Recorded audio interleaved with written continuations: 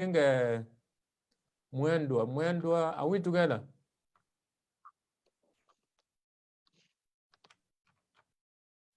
Mwendwa? Oh, it's okay. So now we can multiply with 9 over 12. So I'm getting 31.5.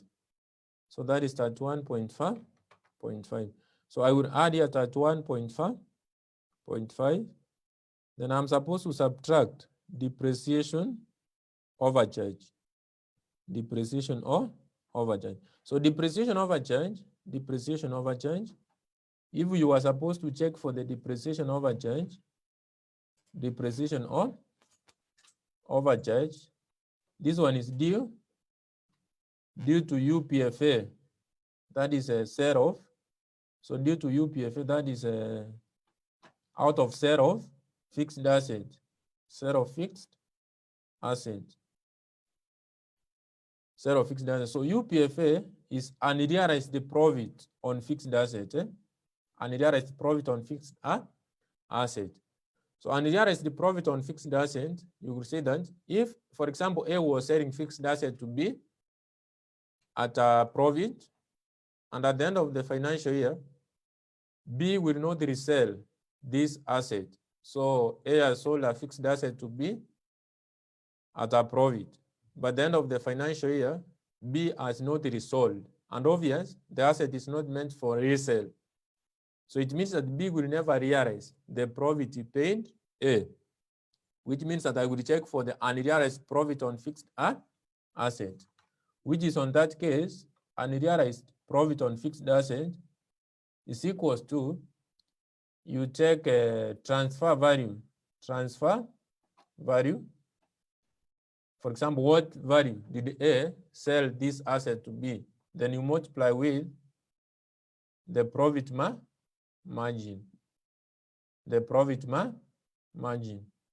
The next, you talk about now, once you have a UPFA, now I can be able to get depreciation or overcharge. So depreciation overcharge now will be the unrealized profit on fixed asset. You multiply with depreciation rate. You multiply with the depreciation rate.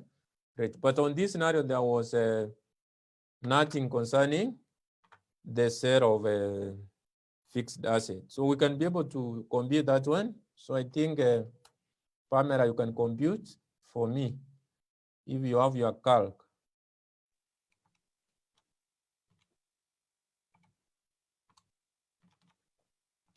So that is times 92. So minus 140 plus 10.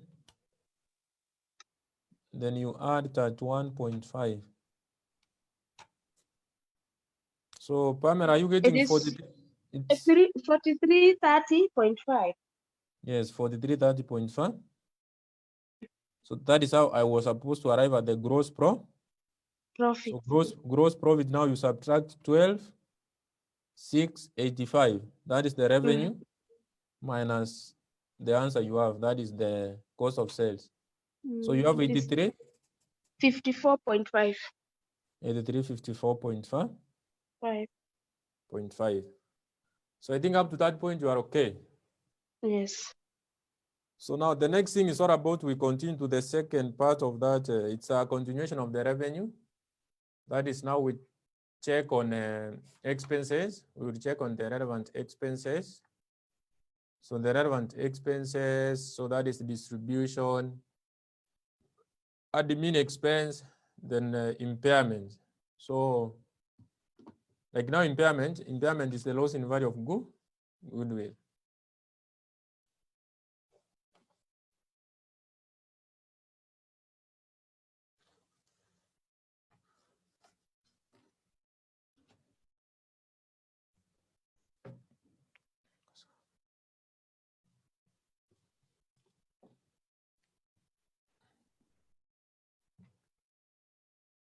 So now let's check on that case. Let's check on that case. That is now let's move to the next thing.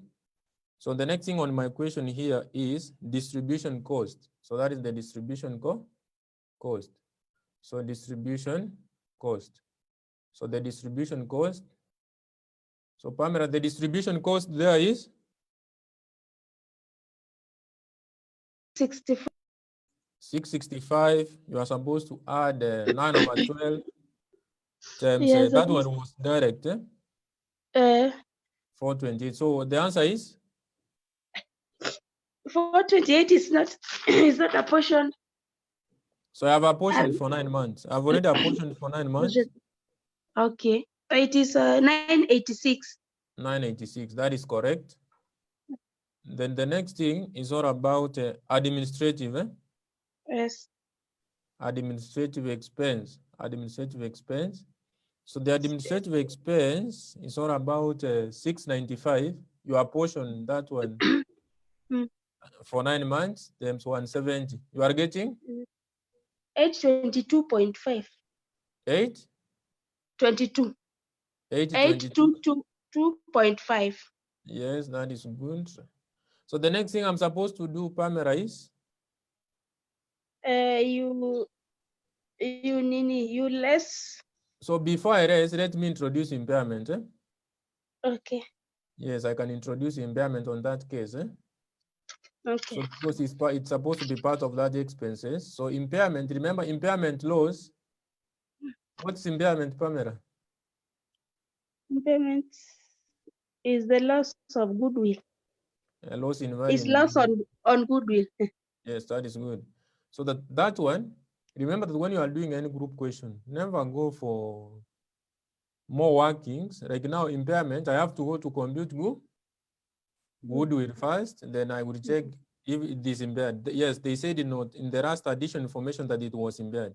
But before I do that working, remember that there are many postable transactions which you can score direct. So we have some easy transaction which you can score before you do that impairment. So you just write impairment, skip on that. That's what you will do later. First, do the postables, the one which you can be able to score marks very fast. Because in your exam situation, you are against time. So that is a profit before tax. So impairment first skip, you will do it later. So profit before tax, before interest and tax. That is before interest and the tax. So the next thing now we subtract is that interest. So interest. So interest, remember, is all about finance cost. On this case, they have given you finance cost. So the finance cost on that income statement is the finance cost. That is 65 plus your portion, the other one, times that is 9 over 12 times what? Finance cost is 20. So say 9 over 12 times 20. So 65 plus answer. So that is 80. So you subtract 80. So up to this point, remember before I subtract tax, I have been considering only parent and subsidiary. I have been considering parent and subsidiary. So before I subtract tax, I have to incorporate the associate. So here the parent acquired an associate up to 40%. So a 40% associate. So on that associate, the parent is supposed to receive income. So this income he will receive after the associate has paid tax. So after the associate had paid tax, it will receive an income of 40%. So you will check the share. So what the parent will receive. So 40%, that is share of profit after tax. Share of profit after tax in associate. So the share of profit after tax in associate. So profit after tax. So remember the share was 40%. Then the profit after tax in the column of C, that is under income statement. So the profit after tax I can see there is 1888. So that was the 40% times profit after tax. So after they have paid tax, the same scenario you are supposed to do for joint venture. So if there was a joint venture also, I could have said share profit after tax in joint venture. So the same way associates are accounted is the same way you account for joint ventures. So 40% of 1888. So you are getting 755, that is 755.2, 755.2. So that is an income. Then now the next thing after that, now, I can say here, we have the profit before tax, because it's profit before tax, because we have not charged the tax, of the parent and subsidiary. So income tax. So income tax of the parent and subsidiary, because already the associate, you have considered profit after tax of that associate. So the only tax I will subtract here is for that of the parent and subsidiary. So tax was 1660 plus you apportion that of the subsidiary for 9 months times 10, 78, 10, 78, 78. So that is, you say 10, 78, then 78, you apportion 9 over 12.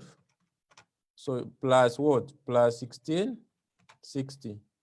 So there I'm getting 2468.5. So 2468.5. So remember that one, you subtract. After that one, you have the profit after tax. You have the profit after tax. So you have the profit after tax. We call it profit for the year. Profit for the year. So after getting the profit for the year, it's all about now you say profit attributable to the parent and non-controlling interest. Remember that the parent never controlled this subsidiary, never controlled B Limited up to 100%. It controlled the subsidiary up to 80%. So there's 20% which is supposed to be attributable, profit attributable to non-controlling interest. We call it NCI. Then finally we have the profit attributable to parent. So profit attributable to parent. So that is on that case. So remember, for the NCI, you need to adjust the profit after tax of the relevant subsidiary. Then you will apply the 20% after you have adjusted the profit after tax in the subsidiary. Because obvious non-controlling interest is the percentage or the equity instruments which are unacquired in the subsidiary company. So you can see that Pamela here is that the question income statement was requiring how many marks? 7. Are we together, Pamela? I see. So the income statement was requiring you to just score 7 marks?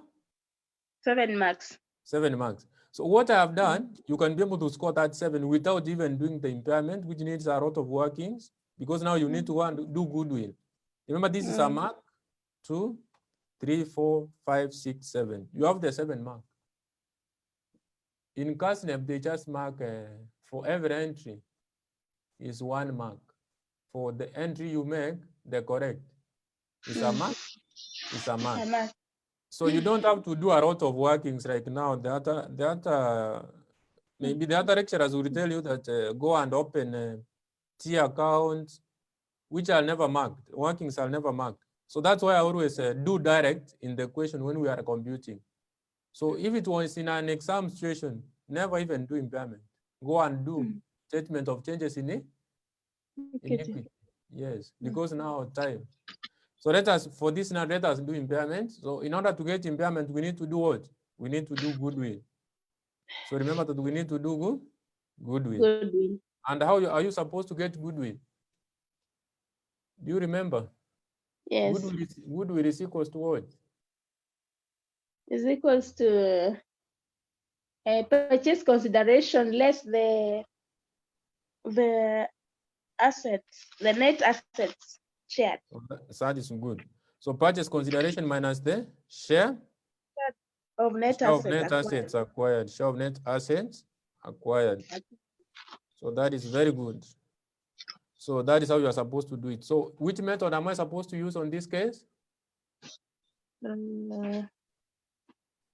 Or before I continue with asking you which methods of computing goodwill you know? Direct and indirect. No, that is for, you have gone now to cash flow. Yeah, we are computing goodwill. Either methods. We have either full method. A full method or partial. Yes, full method or partial. So full method or Partial. partial method. So under full method, it's also called fair value method. So in order to use this full method, NCI must be mentioned. NCI must be mentioned. So the NCI must be measured at its fair value. NCI must be measured at its fair value. Then the other one, they would just be silent. So you need to know that you are supposed to use the partial. So now we can continue with the second part. Now, once you have known that you are supposed either you are supposed to use full method or the partial method. So on that case now, I've said Goodwill, you can either use a full method or you can either use partial method. So in order to use the full method, the NCI, that is non-controlling interest, must be measured at its fair value. The now partial method, they would be silent, nothing like a fair value, which is measured at the non-controlling. That is nothing like a non-controlling interest, which is measured at its fair value. So we can compute that goodwill so that we can be able to get the relevant impairment. So we can go direct to the computation of that goodwill. So on this case, so goodwill, so let me start from the goodwill of B Limited. So the goodwill of B Limited, we are supposed to use full method because already you have been given the fair value of non-controlling interest. So the fair value of non-controlling interest and additional information number 2, the last sentence, they say the fair value of non-controlling interest as at this date amounted to 800 million. So once you are using the full method, the goodwill is attributable to parent and NCI. Goodwill is attributable to the parent at NCI. So remember that was shillings in what? Shillings in, it was in millions. So it was shillings in millions. So here you start from what you said is equals to purchase consideration. So you start from that purchase consideration. So you start from the purchase consideration, whereby the purchase consideration, remember A acquired 80% of the ordinary shares of B. That is additional information number 2 I'm reading.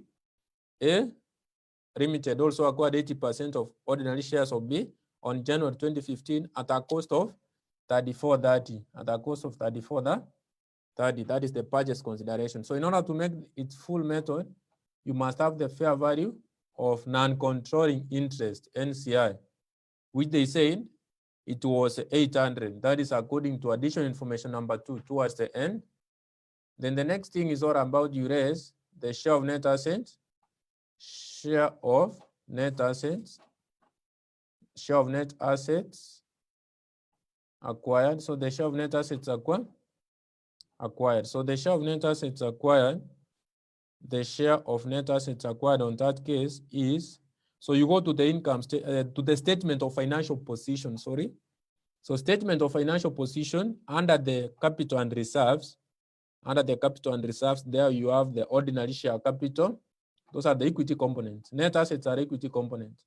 Ordinary share capital. So ordinary share capital, remember that the parent was controlling that subsidiary, that is B, up to 80%. So 80%, and again, NCI is 20%, 20% of the 1600, because now the ordinary share capital of B is 16.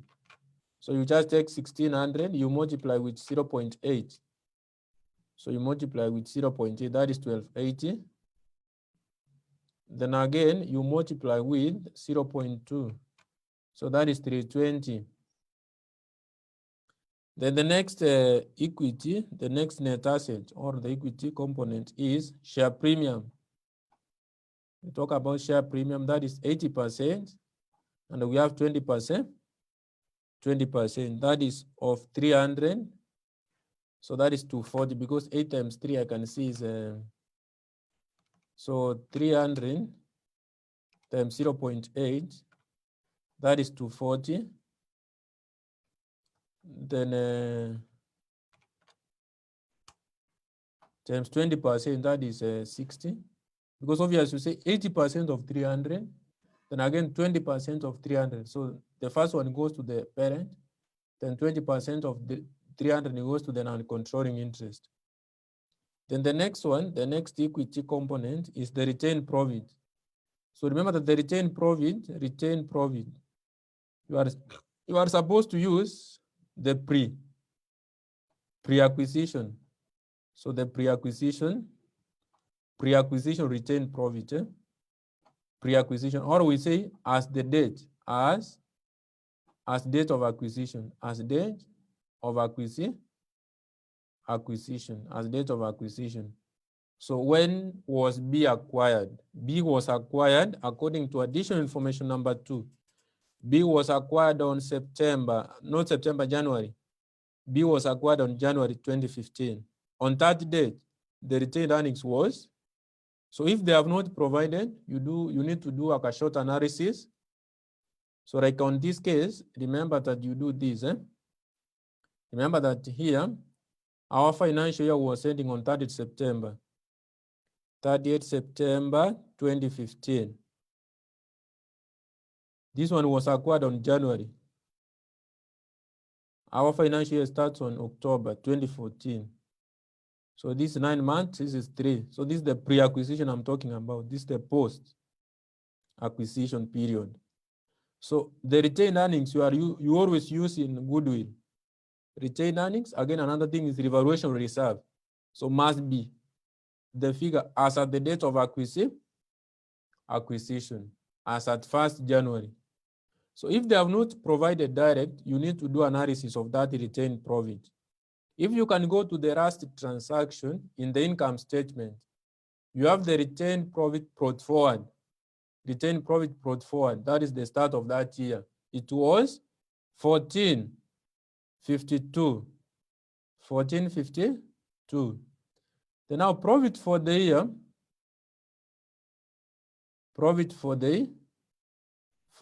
so profit for the year, again, in that income statement, for the column of B, we have the profit for the period. The second last transaction there under the income statement is 2152. What about the balance carry forward? That is at the end of the year, or carry down. So at the end of the year, remember that always the statement of financial position is prepared at the end of the year. The statement of financial position is prepared at the end of the year. So you go to the statement of financial position. Retained profit of B was 3604. So it's the same thing. If you add 1452, I can confirm 1452 plus 2152, because brought down plus for the year supposed to be 3604. So we are getting the 3604. So that is the 3604. But now I'm concerned with the retained profit as date of acquisition, as at January. So as at January, what will I do here? As at January, I will just take 1452, because that is brought down. I will add the 3 months, because once I add the 3 months, I will get as at January. So plus 3/12 times. So this for the year, I will apportion for those 3 months. Or if you start from the balance carried down, you will say 3604 minus, I will minus the 9 months, so that I will remain with the pre-acquisition for the 3 months. 9/12 times 2152. So you can use your calc on both cases. 3/12 is like a quarter. So 2152 divided by 4, that is 538. Then 1452 plus answer, that is 1990. So it's supposed to be the same. So on the other side is 9/12 times 2152.